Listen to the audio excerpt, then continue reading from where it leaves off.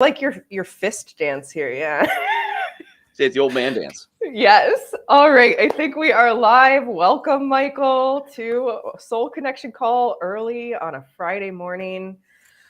Thank you for joining me here. I'm so glad to have you here. We have been connected now. I was just reflecting on this morning. We've been connected now. I'm wanting to say right at around a year, maybe a couple months more. Sounds about So right.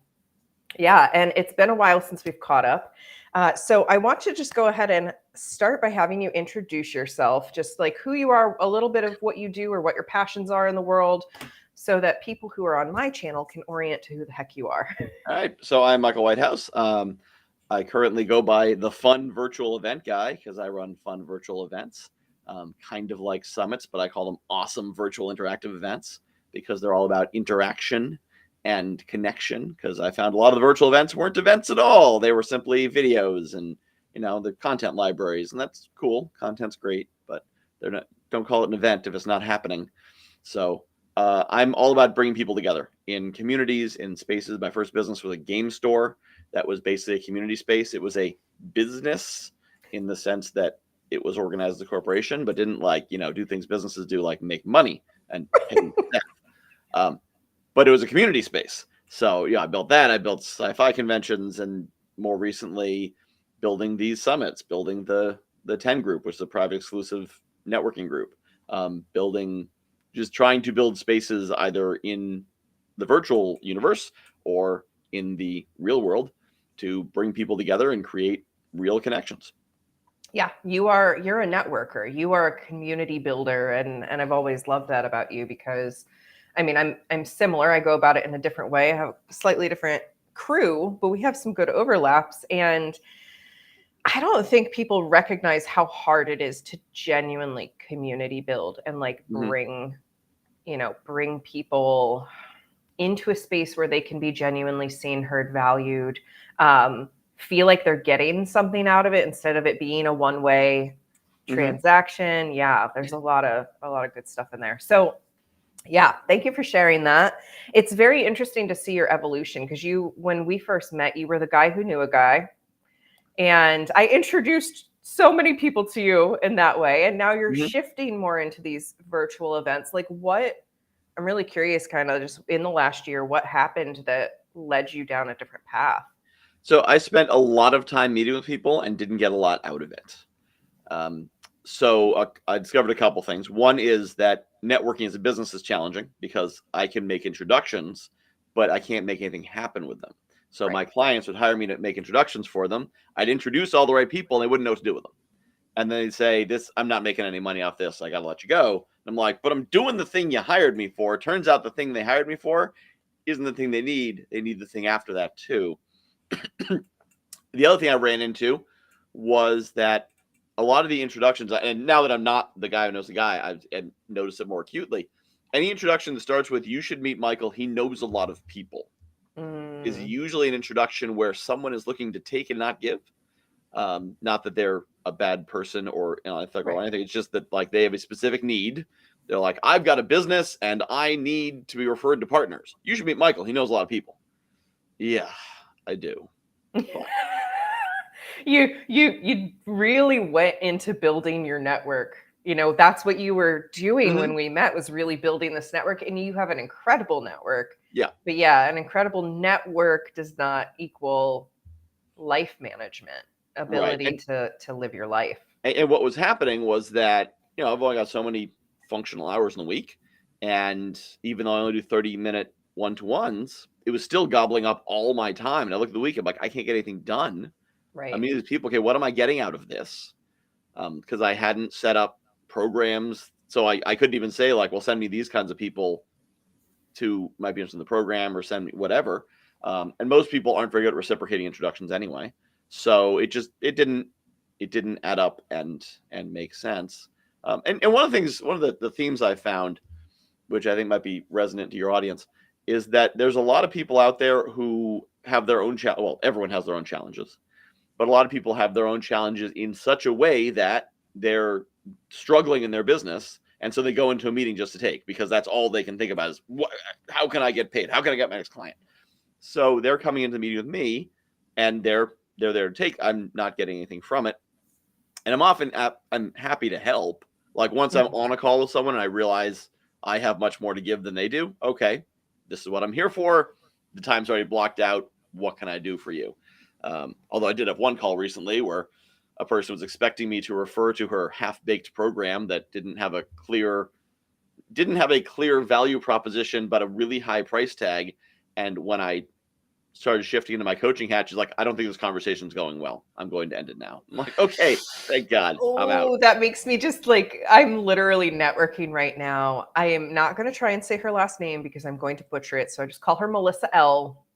But she is really working on reforming the ethics in the coaching community, because there are unfortunately a lot of coaches like that running around selling high ticket items that then don't give value back, and people are taken advantage of. Yeah. Well, this is not, I wouldn't describe this person as in the coaching community. I describe it as someone who's heard of coaching and knows just enough to call something a coaching program. It's like, I know some things, here, pay me. And that raises very good ethical questions about, because I love, it's the coaching world is kind of the wild, wild west right now, right? There's not a lot of regulation, people creating small businesses where they can offer consultation or services just like you and I do. But if you don't have a good sense of your own stuff, your own, I love that you're like, I wasn't getting anything back out of it.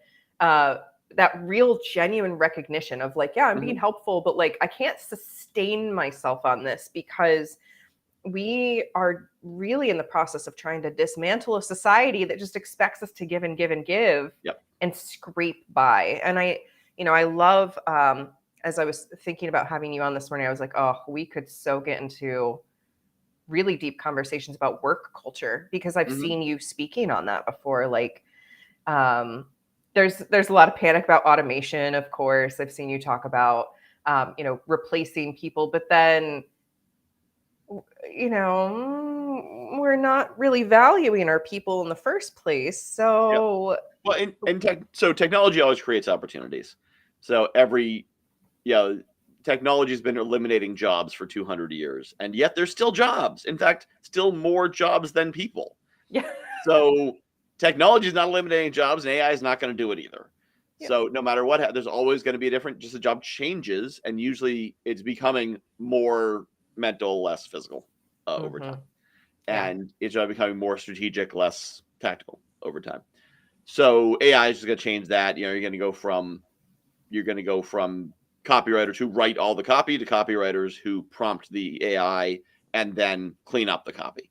Right. Which, but the thing is, in the entrepreneurial space, people still pay for results. So you can still get, used to be you'd make $500 to $1,000 making a basic website, and it could take 3 to 4 days because you're coding everything individually.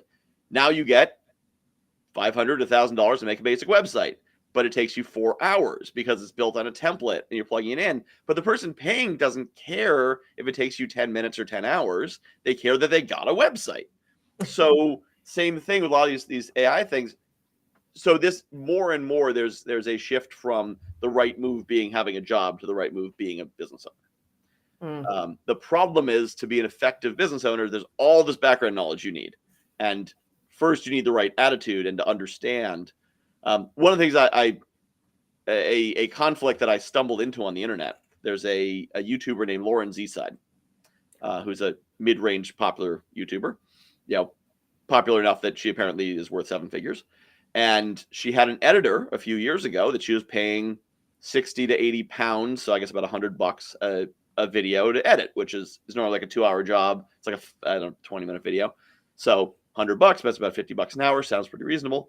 But this particular editor had some kind of disability, so it would take her 10 hours. But Lauren's not paying by the hour. She's not an employee. She's paying by the video. This editor, out of the blue, hasn't worked for her for 2 years. Out of the blue, comes out and says she was exploiting me. She wasn't paying me enough. It affected my mental health because I could barely afford food and blah, blah. And some people are saying, oh, it's so exploitive. This millionaire YouTuber was paying this person so little. And I recently made a video about it on TikTok. because commentating on big conflicts is a good way to get traffic, and also a good way to share messages. You can be like, you know the story, now let's learn from it. So I'm not purely exploiting for clout, just so we're clear. I'm only partly exploiting for clout. Be honest, own it, right? Ownership's the most important thing in my book. But my point was, this is how entrepreneurship works. And especially with disabilities, where it really gets important is it's not fair if it takes you 5 times as long. Yeah, you're going to make 1/5 as much per hour. But if it takes you 5 times long to do work, you might not be able to get a job because employer's not going to hire you if you're 1/5 the speed. Like there's disability laws, but that doesn't cover can't do the and job. Disability laws don't really take care of our disabled. So, Yeah, but like the disability protections, they don't, if the job requires walking, there's no way to accommodate that if you can't walk. Right.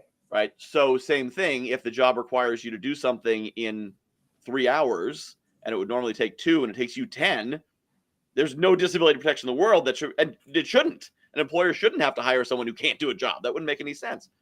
But as a freelancer, you can work your way. So if it takes you 10 hours to edit a video that should take 2 hours, then you contract it. You're contracting the job, not the work. And you can do it 10 hours. You can do it overnight. You can do it standing up, sitting down, on your head, dog in your lap, however you like to work. That's why you're an entrepreneur. But it means you set your rates. Yes. And so she's talking like she was an employee being exploited by an employer. And she's like, I didn't want to risk my income by asking for a raise. But as I said, any contractor in the world, like if you're a contractor and you're a freelancer, and some people watching this maybe, if you're a freelancer and you've got a millionaire client and you're barely able to eat and you're doing good work for them, you're doing video editing, you're doing social media, you're copywriting, whatever. You're a nanny, taking care of their kids. Right. And you're barely surviving. If you go to your millionaire boss, client, not boss, because they're not employee. If you go to your millionaire client, you're like, listen, I like working for you. I like doing this work. Here's the problem. And this isn't your problem, it's mine. I can barely afford food. I know you're paying me market rate. It seems to be a fair rate compared to what other people are making, but I can barely afford food. And you're paying me 60. That is market rate, I know. If you could do 100, I'd be able to get food and I'd be able to get, my teeth cleaned. And keep working for you. Yeah, and I'd be able to keep working for you because otherwise I may have to go do something else. I'm not threatening to quit. I'm just saying I may not be able to afford it. Is there anything we can do? And generally, the client, not all, some clients be like, no, 60 is fair. You get 60. Go find more clients. But most people who have any kind of heart will either say, you know what, 60, tell you what, how about 90? Can we do 90? Does that work for you? No problem. Because, it's not that much. Or they might say, you know what, no, you don't realize that there's other expenses going on. And yes, I do make a lot, but per video, it's only this much. And if I would pay you that much, I'd lose money every video. But tell you what, I know some other people who need services. Let me introduce you to them and get you some more jobs to get you some more income, which apparently Lauren did. Got her at least one more client. Okay. But the point is, if you're honest with them, and it's not this adversarial like, you're taking advantage of me, you need to give me more money. Well, yeah, that conversation's not going to go well. But if it's more of a, I need your help, and I think you can help me, please help, that's going to go much better. Right. And most people are going to want to, and if they won't, do you really want them as a client? Bingo, right? Like I always explain to my clients, like, when we're stuck in this place between like asking for something we want or just staying silent. The staying silent, there's one result. There's only one result. It's usually exactly as it is, or it gets worse over time because we kind of like dig into that behavior. But if we're willing to ask, that branches out with so many different paths, right? Like maybe oh my gosh, I actually didn't realize that I wasn't paying you enough to make a living because I'm not in your situation. Let me double what I'm giving you, right? Or that could be, the biggest, best possible outcome. Or no, absolutely not. I'm not going to do that. And then you have the information now that it's not just you sitting still. It's that this person is a jerk and you need to not work with them anymore, right? But it opens up those branches. And this is getting into these honest conversations, having these honest conversations is so important, because the more I'm having open, honest conversations with people, the more I'm recognizing how little people know and how little people just don't share about their circumstances because of fear or shame, right? Or disappointment in themselves. Something's wrong with me, and such a great point. Like, yes, I'm a huge proponent for people with disabilities finding things that work for them to work. Our episode here is Neurospicy something or other. We're both Neurospicy. You've done literal, like you had the Neurodiversity Superpowers podcast, and like you're huge on that. Like, we can usually take our circumstances, who we authentically are, how we're authentically wired or built, and turn it into something that works for us if we're willing to acknowledge who we are, what we're working with, and learn to work with ourselves in that, right? Like this person with disabilities, it takes her a little bit longer to make the videos. Okay, then raise your rates so you don't have to take on as many videos, but you're still doing good work for people. It's still of value. It's still important. Or maybe do audio editing instead of video editing, or if there's some challenge there.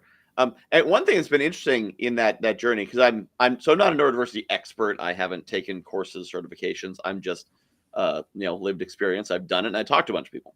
Right. So my journey was, I did the podcast. I interviewed one person and discovered autism was his superpower, and I said, it's interesting. And then started stumbling across it, and then I reached out to I put out a call for successful neurodiverse entrepreneurs, and I got 23 people I interviewed sharing success stories. And it was very inspiring. I was like, this is great. And then I ran a summit where I met a few inspiring people, but I also saw the other side of the coin. And this is sort of what I'm seeing too with this situation with the Lauren Seaside, is that there's I guess I'll say a culture of entitlement. This idea of the society should take care of me. I have a disability, so I deserve to be taken care of. And that starts from, because you sort of like analyze the linguistics of the words they use. It starts from everybody is worthy, everybody is valuable. These are good things. Everyone deserves a happy life. Okay, with you there. And just because you have a disability doesn't mean you shouldn't get those things. Okay, still good. Right. So you deserve those things, so they should be given to you. Whoa, back up. That's where you went over the line to the problem. But I've run into this in a number of places where I'll be talking to someone who has some form of disability, and doesn't actually matter what it is. I've heard of autism, ADHD, physical disabilities, mental health issues, depression, all kinds of things. And it often comes down to them saying, don't tell me I'm responsible for my outcomes. Don't tell me I'm responsible for my life. Like, okay, I won't, but you're not going to. That's as far as I can go with you then. Yeah. And it's as far as you can go, because as long as you're blaming that over there, it's like sitting in the passenger seat of a moving car with no driver and saying, I'm not the driver of this car. So I don't know, whatever happens, happens. Right. Okay. That ownership piece is so important, going back to just owning what you're doing, being honest about it is the most important thing. And in my book, like I have a lot of empathy for people with disability, having, my own invisible conditions, as well as growing up around a grandparent who was severely physically handicapped and could not do anything for himself, right? Like literally couldn't up there in age. But, what I think you're speaking to is more this middle ground where there are many people running around with invisible conditions or neurodivergence or, something. And the system, if we will, is designed, it's working as intended in my book. When I look at it, I'm like, the system's keeping the rich people rich, and it's keeping everyone else disconnected, disempowered, disenfranchised, angry, upset, not taking ownership.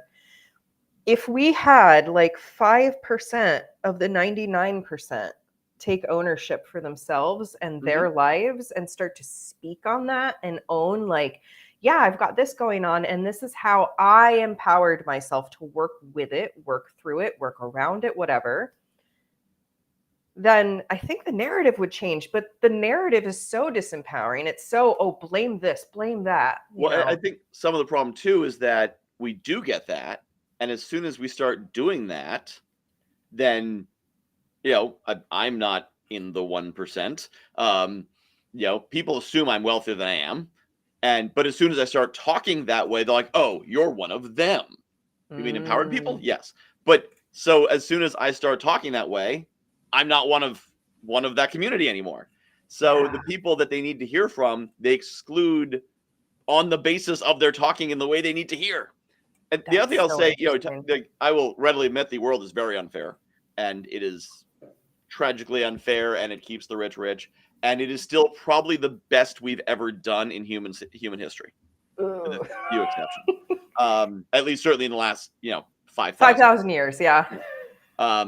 So I study history as a hobby because I find it interesting, and you study other times in history, and for most of human history, it was even odds if you would have to live through the place you live being sacked. A rampaging army coming through, burning the buildings, killing the men, and enslaving the women. That was common up to 300, 400 years ago on every place humans lived. Right. In the last 200 years, you started seeing that less. And, Europe started civilizing war so that the sackings weren't as bad as they were before. By World War II, we were merely bombing people, not enslaving them. So if you survived the invasion, you'd just be living under occupation and not be thrown into slavery and dragged off to another continent, which was, 15th, 16th century. So, if you look at history in the historical perspective, things can still be improved, but they're not nearly as bad as they used to be. And the other thing is, and that's partly because the narratives of the bottom 95% don't exist prior to 200 years ago. Right. So the narrative we're seeing is all the 95%, because that's who's on social media. That's everybody, and everybody now has a megaphone. 200 years ago, only the rich and the educated were able to write. 500 years ago, 1,000 years ago, it was only nobility who got their words recorded. 10,000 years ago, it was just kings and conquerors, and the occasional philosopher of king like them, and that's what survived. So there's this filtering down, that you don't hear the voices of the downtrodden from history, so you don't realize. So we tend to associate with the stories we hear. So we're associating with King Arthur and his court, and we're associating with the Roman citizens, and we're associating with the nobility. That's not us. We're the commoners. We're the peasants. So our story actually identifies to the dirt farmer in a farm 40 miles outside of Paris in 1500, not the guy living in Paris who was influential in the court. And if you were the dirt farmer, you weren't getting into the court. There was no way to do that. Whereas it's possible that somebody who grows up blue collar or grows up, dirt broke, can move into the entrepreneurial ranks and move into, our middle class. And middle class doesn't necessarily mean comfortable life. Middle class means not a peasant, not a noble. Middle class is everything in between. Right. You're not born in wealth, and you're not locked in poverty. You're in the mobile center. So our middle class, while the middle class is not as wealthy as it used to be, it's much bigger than it used to be. Right.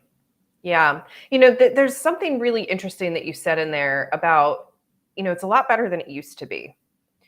And what that raises for me is, just because it's better than it used to be does not mean that we don't want to collectively make it better for everyone, right? Because that is something, and I'm not saying that was your point, but I can hear other people being like, yeah, it's better than it used to be. So we can just stop here. We can just kind of stay here. That's fine. It's better than it used to be. It's that's even part of the generational trauma, I think, that I see rippling out in the world and just playing out, is this, well, you have it better than I had it, so you should just be happy with that. Well, no, because there is enough to go around. And with the entrepreneurial piece, yeah, a lot of it is the lack of education that keeps people from going there. I mean, I was terrified to start my own business. I actually have a chapter coming out in a multi-authored book. I think that book is coming out in July, and it's people that have built successful businesses kind of looking back at what allowed them to be successful. And my chapter is literally about how I moved through the terrified trauma I had around business, because I had unfortunately founded a business with a partner who was not healthy. Basically, financial abuse was happening, and the business was being used to control that. And then when he left the business high and dry too. And I had these pieces of a business to go, how do I take this business apart? How do I, undo it? Am I going to owe taxes? Am I going to owe the government? Am I going to get arrested? Right? Like all these questions I didn't have the education around. And so I had to figure out how to access the education in a way that was accessible to me at my income level, which, spoiler alert, almost everything is out there for free, but takes the mental power, right? The emotional labor of doing versus people want to pay for results, right? We want to just be able to click our fingers, hand over some money, and it's done. Yeah. And that's the thing with building this bridge into entrepreneurship, is if you do it in a sustainable way and you get to make enough money, bringing in enough resources because you put in some of the initial work to learn and figure it out, then you can start paying other people to take on that stuff for you that doesn't really light you up. Yeah. Yeah. And I think that's what you talk about, is getting that information and the access. One of the challenges is that the world, the regulations and whatnot are built for bigger companies, because the people making these rules are hanging out with people who run multi-million-dollar businesses. Right. They don't talk to the entrepreneur who's just getting started. And most entrepreneurs don't live in that space for long. They either fail out or they get to successful where a $200 annual filing fee isn't a big deal. It's just, $200. Right. Whereas for a small business, by $200, I had to work all weekend to make the money for the filing fee. And so to get some other thing from the state, be like, oh yeah, now we need another $150. What the? But the analogy that comes to mind is, it used to be that there was a fortress and it was locked, and inside was opportunity, and there are guards on the outside. And what has happened is the door's been unlocked. It is now open. You can walk in, and inside you'll find these big blocks of gold. They're like, ooh, big block of gold, but it weighs 100 pounds. So you need to figure out, how do I move this 100-pound block of gold to take it with me to do something with it? And either you look at that and say, okay, well, at least I'm not locked outside with armed guards in front of me.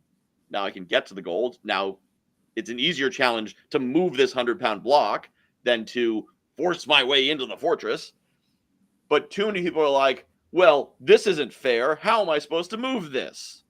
Because they see the other guy, come in, and he's got 4 hirelings who pick it up for him. He's like, someone should do that for me. Well, the alternative is you don't get near the gold at all.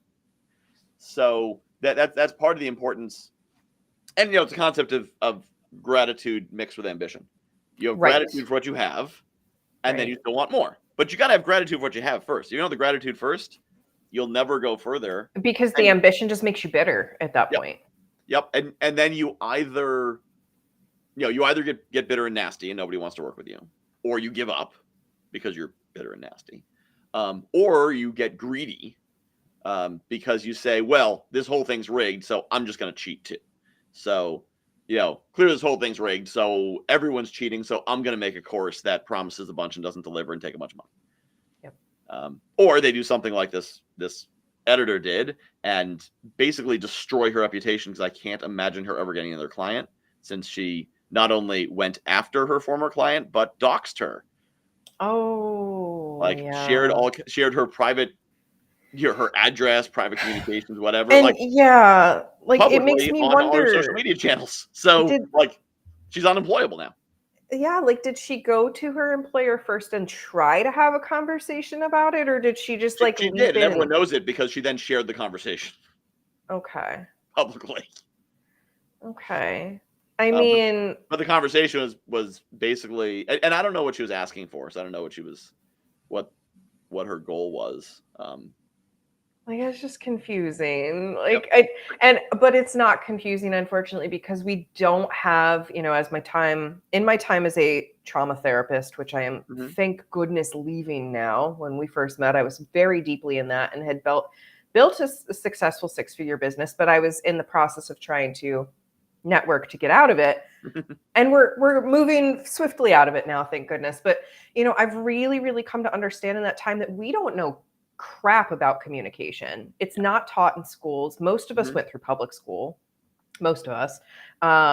And that's not I was a public school teacher for 7 years. I was the only teacher I knew that actually taught mindfulness skills. Yeah. And that was because I was training as a therapist at the time at that point, and was like, oh, I need to give these kids something else. We don't know how to communicate. We don't know how to be with our feelings. We don't know how to ask for what we want. We don't these have not been provided for us. And so, however, we're responsible for figuring it out now. Yeah. And that's that piece that I really hear you speaking to today is it hasn't been fair. It's not been just. It's not been okay. But here's what's the reality right now that we can work in. And we can work in this reality to try and over time make it better and even more accessible for more people. Yeah. Yeah. And I think there's a inverse belief people have. It creates a downward spiral that they believe vulnerability is weakness. And they think that revealing information about yourself creates a vulnerability. And that, and it's kind of true. If you share things about yourself, then someone out to get you can use it to some degree. Right. But one, the things most people share aren't as leverageable as you think, especially if they're public. And two, most people aren't out to get you. They're just doing their own thing. They don't care enough. Now, a lot of people may have been in a bad relationship where they have, say, a romantic partner who did care enough to be out to get you. And that's a different thing. And so any sign of weakness was leveraged, and that's a whole other thing. But I at one point had this realization where, I've been wronged by many people in my life, as most people have.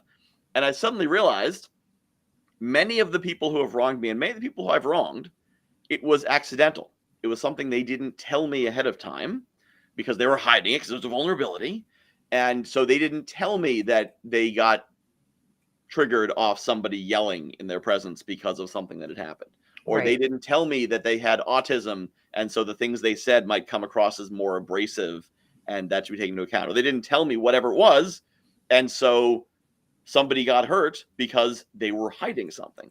Right. But I look back of all the times where someone has taken something I've shared with them and used it against me, and I couldn't think of an example because I don't have that many secrets. So it's not like I revealed a secret and they used the secret against me. I've had there's one person I can think of in the last 2 years who did it. And it didn't really hurt me. It more told me what kind of person that was. Because basically he used that to shoot his shot and, did the nasty thing. And I'm like, well, that didn't really hurt me, but boy, did that show me what kind of a jackass you are. Right. Because that was, he was a coach. He has a program. So I'll give him the benefit of the doubt that it is well structured and does deliver results, but it's also a little bit like a cult.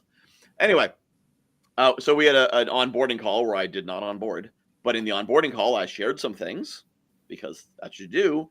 And he then used that in a public conversation to put me down. He's like, you told me blah and blah and blah. And so you're a loser and an imposter. And because I think he's used to actually using abusive tactics in his coaching, but that's a whole different thing. That's a whole different thing. And this is where Melissa comes in with her ethics organization, but whole other story there. But yes, so it didn't really hurt me. But it certainly showed me, and hopefully some of the other people watching, what kind of person this was, that he'd pull this kind of information in. Right. But that's the closest it's come of something I've shared being used against me, even effectively. So what I've always been very open, I'm open about my ADHD, I'm open about various things, because I've realized if I'm open about those things, if I warn you that I've got a sore hand because I broke it, you're not going to try to shake my hand. Whereas if I'm like, I don't want to tell them about my hand because if someone wants to hurt me, they just hit me in that hand, it's really going to hurt. Well, now you're shaking hands all day because you can't tell anyone your hand's broken. Right. So I think that's what it is for so many people. They're keeping this hidden, and so you'll end up with these situations where, say, someone has autism and they're poor at communicating, especially on email, and then a conflict happens, and they're like, "Why won't my client respect the fact that I have difficulty communicating?" Well, did you tell them you have difficulty communicating, Right. or just expect them to magically understand? Right. Yes. And that, thank you, Marissa. Marissa says she's enjoying listening to us both. This is something that Ikenna and I speak on in our podcast because, we're both neurodivergent people and I have a variety of invisible illness. And like, you're not required to out yourself either. You don't have to say, I have autism. You can say, I have some difficulty communicating, and here are the accommodations that really make it easier for me. Would you be willing to do that? Right? We shouldn't have to put a diagnosis on any, because diagnoses are way more complicated. And like saying I have this diagnosis, like autism, for example, pretty much everyone in my family we suspect is on the autism spectrum, including me at this point. My mom, my sister, and my brother. My brother was the first diagnosed, of course, because it was much easier to diagnose males because society already had this is the parameters. And if you fell into those parameters, we could give a diagnosis. But autism itself is more like a rainbow spectrum. Yeah. With, you might have the communication issues. I don't. But what I do have is extreme sensory overload. Like, I can't deal with textures. I can't deal with too many smells, like too much sound. I get like so totally overwhelmed. For a neurotypical person, they can take all of that in.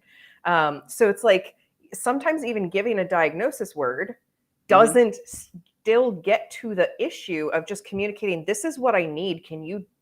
Are you willing to do that for me? Yeah. Are you willing to not yell, right? Like, we don't have to out ourselves. I love that you use that example. I also have problems with people yelling because of trauma and sensory overload, right? That combo is a killer for me. But I don't have to say to everyone in the world, hey, I experienced this trauma, and that led to PTSD, or I have sensory overwhelm from possibly autism. I can just say, hey, it's triggering to me, period. Or I don't tolerate when people yell around me. Are you willing to not yell if you're in the house with me? Bam, right? Like, getting to the actual need instead of the labels really gets us into the heart of the communication. And yes, if you communicate, I've got this wounded hand, please don't shake it, people can respect you. They can meet your need. Yeah, and no one in the room is gonna be like, oh, is it? Let me see. Because that's just not something adults do. And if they do, because that's the thing too, is you may run into someone who's like, oh, it triggers you if I yell. Well, how about this? Now you know something about them. Now you know something. Removed from your life as much as possible. Yes. And you've gotten that out of the way early. Yes. Not late. Oh my gosh. And that's, I know when we're in our trauma, because, I'm currently still wrapping up with my trauma clients, and I survived much trauma and had to do a lot of my own trauma therapy. I get how hard it is. It's so hard and it's so scary. And we get so worried that we're going to lose that person. What if they prove themselves to be an utter asshole? Well, guess what? If you're sitting there frozen, then you're already in the energy of them being an asshole, whether they are or not. Yep. So give them the chance to prove their true colors, or you get to have your own boundary around yourself and get away. And obviously, if you can't get away for whatever reason, there are agencies out there to help you. I have both worked with them as a person in there helping people and gotten help from them. Yeah. So they're there, they're there to help people who need that help. And that gets a very important fact that most people are helpful. Most people are pretty good. There's some people who, and also when you realize, one of the axioms I've learned to live by is no one's a villain in their own story. So no one's going around being like, I'm going to do this terrible thing. So even the people who seem to be doing terrible things, there's a reason behind it. There's a logic behind it. And usually the worst things that happen are targeted. It's not like some stranger on the street is just randomly making random people's lives miserable. They don't have the need to do that. They're not driven to do that. So the average stranger, if you walk up to the average stranger on the street, like if you're a woman walking down the street and there's someone behind you and you are fearing that he might be dangerous, if you walk up to the next person you come across and tell them, I'm worried about the guy behind me, seems kind of shady, you got pretty decent odds. As I was about to say, like, I don't know if I'd, yeah, if you feel you're actually in danger and you like, this guy's been following me for 3 blocks and, you know, he was at a bar, I left the bar, he's been following me for 3 blocks, I'm afraid. And you walk up to a random stranger, the probability that the random stranger will help you is going to give you better chances than just keeping walking and hoping for the best. Right. We want to be in community. Yeah. And the other thing to remember too is people like to help. So I think that's another thing that, especially if you've had a bad upbringing, if you have, you know, if your parents didn't support you, then you seek out friends who are like your parents, so they don't support you. So everyone around you doesn't support you. But the people beyond that, they would. Now, it depends on how much you're asking them for. Now, if you're going to this, if you walk up to a stranger on the street and you say, that guy's freaking me out, could you help me? Then most people are going to at least say, do you want me to call the police for you? They're going to stand there with you. Because it takes a certain kind of sociopath to be like, sounds like a you problem. See ya. Once you'd actually engage them. Now, it's one thing if you're out there going, help, somebody help me. And then everyone can say, oh, I hope somebody helps them. Yeah, right. Oh, gosh. But if you say, hey, could you help me? How? What do you need? Because others can be like, no, I can't help you. That, again, takes a certain type of person. Some people will. Most won't. And almost no one is going to make it worse. Right. They might say no, but that could be like, oh, I love assholes. All right. Hey, buddy, what are we doing here? No one's going to do that. That doesn't happen in the movies.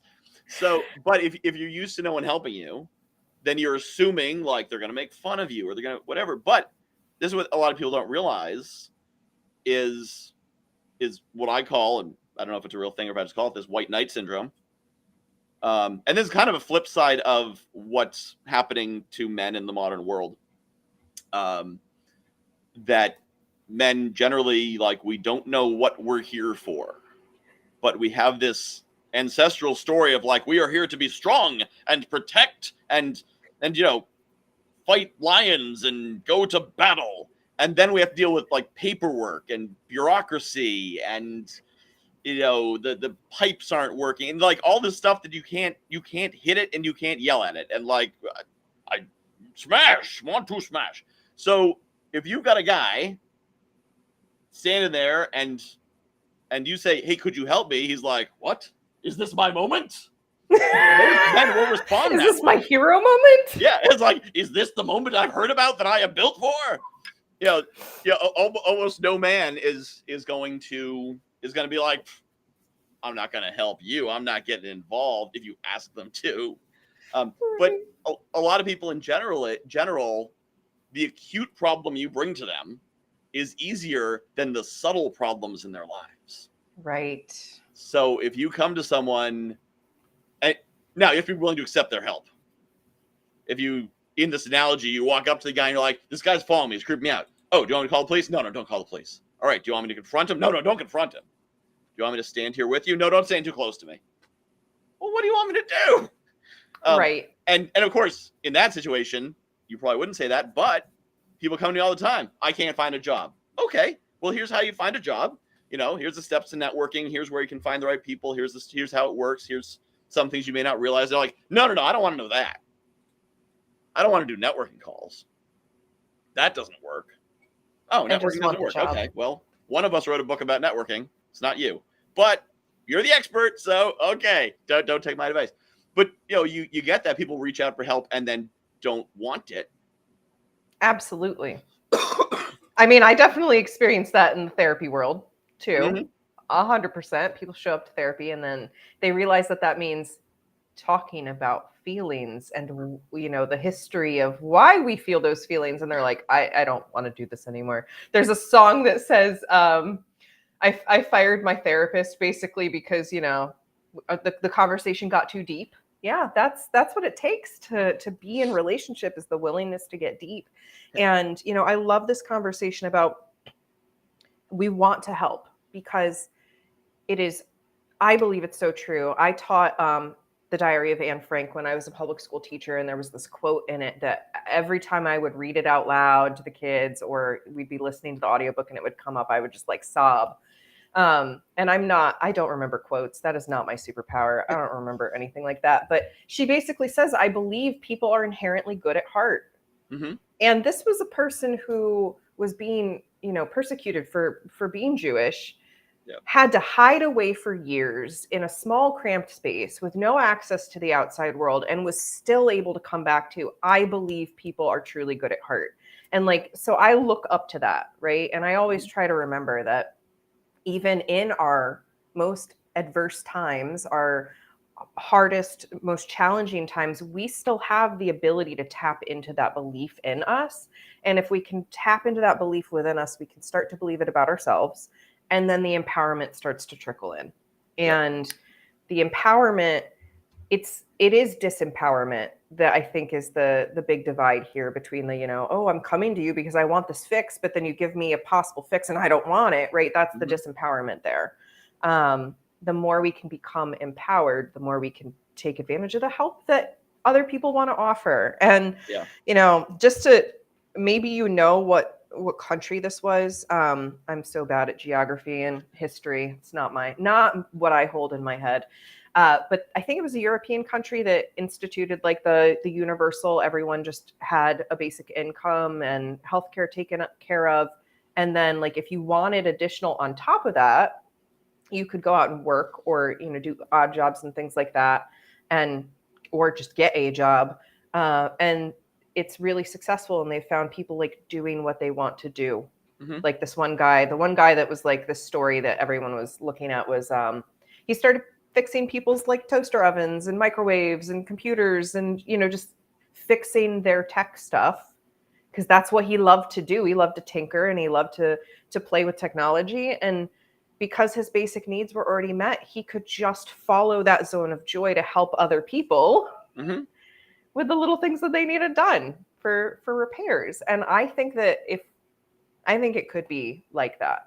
Yeah. That we all have these zones of joy and genius that are needed, are necessary in our society to thrive.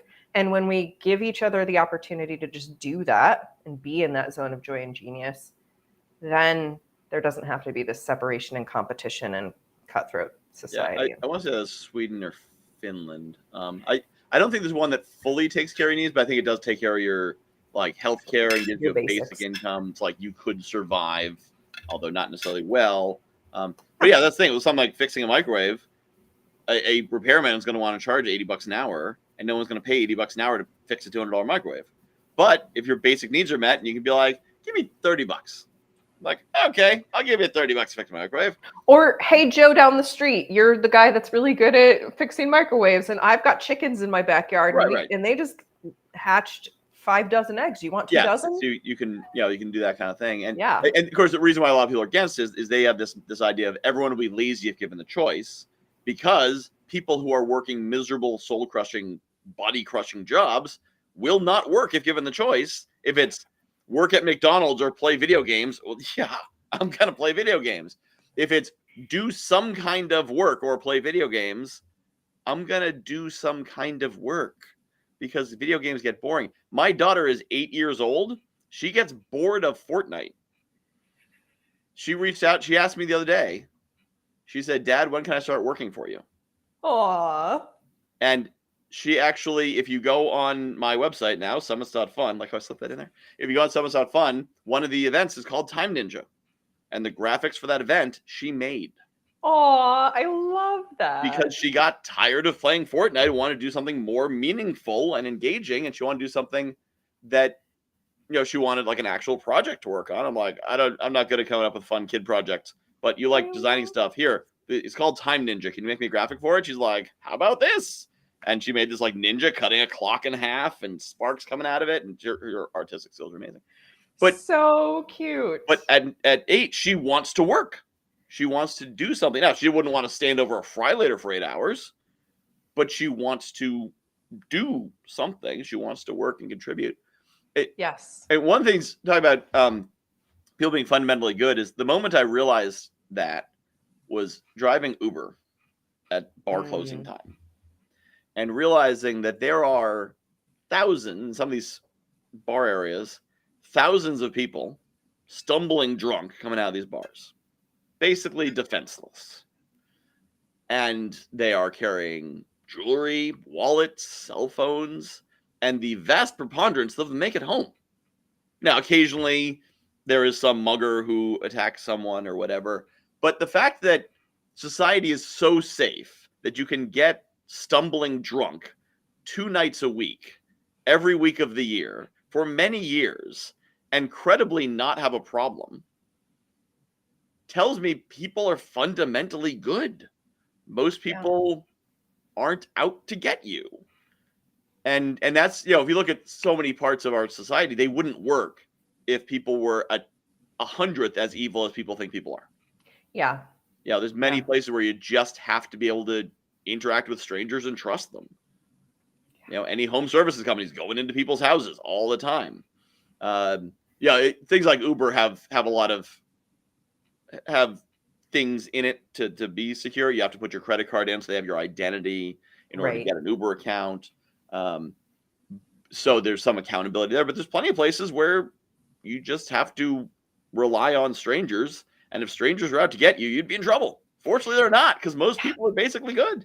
And the And people, and I, everyone I think is basically good inside, and the trauma that makes us act out, yep, we tend to act out in our family systems. We tend to act out in our intimate relationships, which is probably why strangers are often safer than mhm, even sometimes what we perceive, and why we fear it so much. But then there's also the news. The news yep, just ramps up the danger factor and makes us afraid. So there's so many opportunities to connect and to renegotiate our inner relationship with how we see the world and how we see mhm, others and what we're willing to ask for, especially when it comes to help, or ask for accommodation, or ask for more resources to be given to yeah. us. And And yeah, I we think can, it is that fear and lack of control. yeah, Um, so I mean, some of it's just society's uncertain. It's changing at a absurdly fast rate.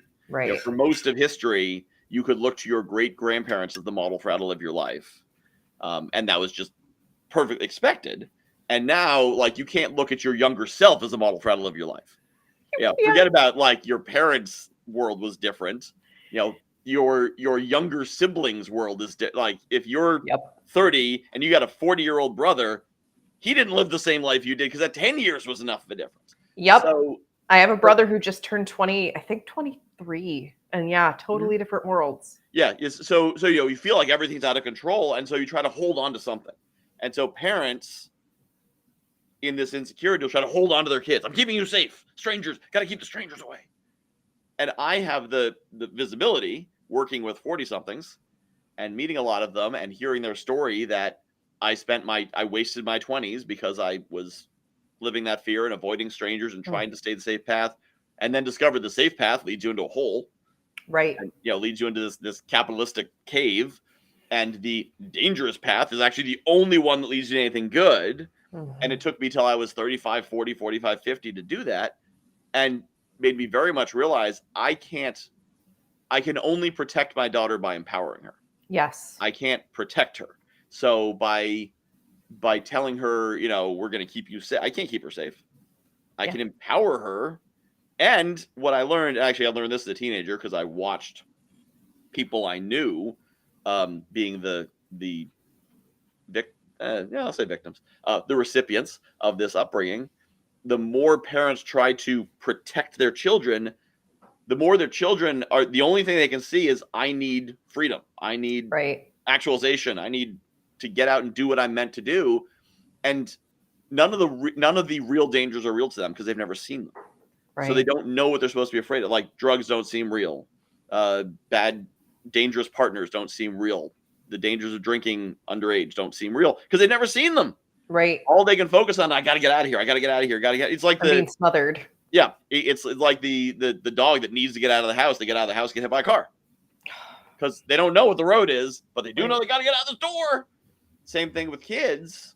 I've always said, and I hope that some father hears this someday, and it breaks through. The best way, if you want to raise a libertine daughter, if you want to raise a daughter who is going out and having lots of irresponsible sexual activities and doing all the things you're terrified of her doing, the best way to guarantee she's going to grow up to do that is to be overprotective. Don't let her go out. Don't let her date. Don't let her talk to boys. Control who her friends are. Control what media she watches. Control that. If you want to make sure that she's going to be wild and crazy as soon as she leaves your house, do all those things. Guaranteed. Yep. Like 1-to-1 correlation, that 97% chance you're going to create that result. And that's the result you want. Then if you're trying to create a promiscuous daughter, by all means, be overprotective. Guarantee they'll give you the result you want. Okay. But I suspect most of the men doing this, or women do it too, most of the parents doing this, their greatest fear is a promiscuous daughter. But the best way to do it is to communicate. Right. To engage. This is what I do with my daughters. I tell her, this is my goal for you. Are you on board with that? She's like, yeah, no, I want you to be a successful, happy, healthy adult who controls your own path and is able to make the money you want to make and live the life you want to live. And based on what I'm doing, I think I have a decent sense of how to get you there. Are you on board with that goal? And I talked to her about this when she was like 6. And she's like, yeah, that sounds like a good goal. I said, good. So I love that consent conversation. So anytime I'm trying to guide her, consent is the killer app in parenting. Yep. Anytime I'm trying to guide her and she's, not cooperating, I go back to, so this is the goal. This is why I'm doing this. Are you still on board with that? Yeah, I'm still on board with that. Okay, here's what I want to do. Or, like, she has trouble managing her anger sometimes. She has outbursts and whatnot. And so I've said to her, how can I help you to manage your outbursts? She does not often have an answer. Sometimes she does, which is really interesting. But it makes it not my problem. It's our problem. She doesn't want to solve my problem. My problem's not her problem. My problem's my problem. If I'm upset that she's not getting dressed in the morning, that's a me problem. She doesn't care. But if I make it her problem, I've also never given her a punishment she didn't agree to previously. So if she does something wrong, we don't have a lot of rules because we've aligned interests. So if she does something wrong, then I'll talk to her and I'll say, you should not be doing this. You need to learn not to do this. It seems reasonable that if you do this, you should not be able to use YouTube for the next 24 hours. Does that seem reasonable to you? She's like, okay, that seems reasonable. All right. Actually, one of the things I did, so her bus leaves at 8:08. We need to get out the door at 8 o'clock to get to the bus at 8:08. And there were a number of times that she was late because we wake her up at 7, but then she's watching TV and she's doing this, she's doing that, she's put her clothes on, she's neat, and something it's 7:57 because I'm running around doing things, I'm not keeping track of what she's doing. 7:57, she hasn't done anything yet. But she's rushing to get dressed, and she's yelling, we got there, the bus drives by, we miss it. And now I've got to drive her to school, which of course opens at 9, so now I'm losing an hour of my morning. And so finally I told her, I'm like, this doesn't work. I can't drive you to school. That's a big thing. Or I need to make sure that it has the same cost for you as me, because otherwise we miss the bus. You get 40 more minutes of YouTube than you go to school. Good deal. Win-win for her, right? Like, I forgot to put my clothes on again. Guess I missed the bus. Here's the deal. You missed the bus. I have to drive you to school 24 hours, no YouTube. And she agreed to that. That was, I think, a year and a half ago. Now, keep in mind, she missed the bus probably 4 times in a month prior to this. We have never implemented this punishment. Wow. Because we internalized it. And so instead of being like, I want you to get dressed, I want you to be ready, it's more, I don't want to deal with inflicting this punishment on you. Don't make me make you not watch YouTube for 24 hours. You're going to be a pain in the ass if I have to deal with you not watching TV. Yeah, but you had that conversation. And, I think that's, we could do a whole other episode on just like talking to your kids. I mean, it's something that Ikenna and I are obviously very passionate about, and consent is so important, and we forget about it with our kids for some strange reason. Well, I guess it's not strange because our generations of parenting prior did not know Yep. how to offer these skills, but now we do, and now we can own it, and we can own the deep impact of this generational stuff and societal stuff on us, and raise kids that know how to have these conversations. It's Well, so and I think important. like asking for consent almost seems weakness in the old style. And what's a 4-year-old know? 4-year-old can't consent to a punishment. Yeah, they can. Yeah, they can. But you think, no, it's a child. I think the biggest mistake people make. So I didn't know anything about kids when I had one. Like I knew they were small and drooled and pooped themselves. But I didn't really I'd never been with kids. I'd never babysat. So I only know adults. I know adults pretty well. I've studied them pretty extensively. Don't know much about kids. So I said, let's assume this little human is like a big human with differences. So the rubric I started was what was adult, and then said, okay, let's see where the differentials are. Okay, so she can't do this, she can't do that, she doesn't have this, she doesn't have that. And so, but it's still starting from adult. So all the assumptions, any blank assumption, start with adult, try it, doesn't work down. And most people start with baby. So baby is born like, it's a baby. And then 5 years later, they're like, my baby's bigger. And in fact, you'll hear them say that. My baby's growing up. So their 10-year-old, their 12-year-old, their 14-year-old is their baby. And so they're still seeing it. They're still seeing their child as a baby. Well, you don't get consent from a baby. Right. Like, yeah, 3, 4-year-old, yes. Baby? No. So they still see them as a baby. And so they keep it, they're blindsided continuously. Why is my baby doing this? Why is my baby swearing? Why does my baby want to drink? Why is my baby dating? Why does my baby want to drive? Why does my baby have opinions different from mine? Whereas I started from this an adult. Of course, she's gonna have this is a future adult right here. future Yeah. adult. It's a larval adult. And so like I remember, and there's a few times I experimented with it. Like, there's no way this is gonna work, but let's try it because I don't know what I'm supposed to do with a kid. She was 2, I think it was 2.5, 2 3/4, down at the age where months matter. So I think it was closer to 3, but not 3 yet. She was watching TV. It was nighttime, 8, 9 o'clock. And I wanted her to go to bed. And she was watching Captain Underpants. Episodes are 22 minutes, standard show. So, of course, she doesn't know what minutes are. She doesn't know what hours are. But I said, how many more episodes do you want to watch before you go to bed? So I'm going to set the sleep timer. So tell me how many more episodes you want to watch, and it's going to turn off after that, and then you go to sleep. And I'm thinking she's going to be like, all of them, or 50. Her answer was 2. Given the choice of when to go to bed, she said, about 40 minutes. Yeah. I have heard her say, so we still have no bedtime. I will tell her what time it is. She goes to bed later than most kids, but she gets up on time, so I assume it's fine. But yeah, I've heard her say there have been times when it's 9 o'clock. I'm like, okay, I want to go to bed. You can keep playing Fortnite or whatever. Now I'm thinking Fortnite's a little bit neurologically addictive, so maybe that's gonna compound it. But I'm going to bed. It's 9 o'clock, or I'm getting ready for bed. Do whatever you want. And before I leave the room, I heard her saying to the mic, she's playing squads with some other people. She's like, "Oh, guys, it's 9. I got to go to bed." I didn't tell her to go to bed. I wasn't implying she should go to bed. I was simply letting her know what time it was. She, on her own, is like, yeah, I'm feeling tired. I should go to bed. Yeah. And a lot of parents have told me, like, well, my kids would never do that. They'd stay up all night. So, of course they would. You give them a 7 o'clock bedtime, and one night they can stay up as late as they want.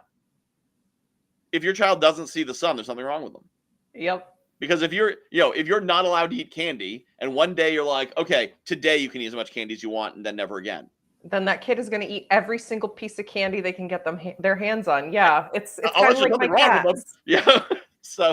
But by empowering, she's relative. Now, when she gets out of control and she can't manage her emotions because she still has 8-year-old emotional regulation. Yeah, she has like 8-year-old emotional regulation and 20-year-old reasoning. But when she doesn't dysregulate, she's really easy to work with because I can explain, here's what I want to do. You on board? And she's like, yeah, I'm on board with that. And it's amazing how easy it may. Now, of course, everyone's like, wait till she's a teenager. I'm like, have you talked to her? She sounds like one now. But supposedly something magical is going to happen. one person said she's going to forget you playing video games with her. I'm like, I don't think adolescence comes with amnesia. It's possible. It's possible. Of course, she always. I'm just warning you. 7th grade is alien territory. Yeah, she did also say, it's like, yeah, well, she's playing video games. She won't be playing video games with you 6 years from now. I'm like, are you saying 14-year-olds don't play Fortnite? Because I don't think that's an accurate statement. I'm pretty sure 14-year-olds play Fortnite. But yeah, no, I've been waiting because everyone's been like, oh, wait until she's 3, wait until she's 6, wait until she's, there's some year when suddenly this is gonna stop working. But so I can't really take this to the bank for 10 years, and because once she's 18, I think, and be like, okay, I went through all the years you said she was gonna do it, it didn't happen. But it worked. It doesn't mean we don't have conflict. Right. But I see that conflict as dysregulation, not as opposition. It's not that she's fighting me, it's that she's fighting herself. Yeah. Yeah. And that co-regulation piece is huge. Like just having an adult who can sit with when their little kid nervous systems are all over the place. They just need us to just be, not fix. Yeah. Ugh. So I could keep talking to you, but I have a client in 8 minutes. Well, so I should probably wrap this conversation up. But thank you for this. I mean, it's been, I know we have so many areas of overlap, and I hope we will continue to connect. And I hope that this was a useful conversation for some people. We hit on a lot of really important things today, I think, just with parenting and ownership and disability and like all of these things that we just don't have enough conversations about in the world. So thank you for being willing to have these conversations live with me and just like have an honest to goodness, this is what it's like to be human. This is what we're dealing with. These are topics I'm passionate about and don't align to my business, so I don't have a reason to talk about them. So coming onto a show, because I know a bunch about this stuff, I just haven't figured out how to make it like my day job. So coming onto a show like this, having a reason to talk about it, I'm like, whoo-hoo! Yay! I do share a lot of it. I share a lot on my TikTok channel, just because that's a low.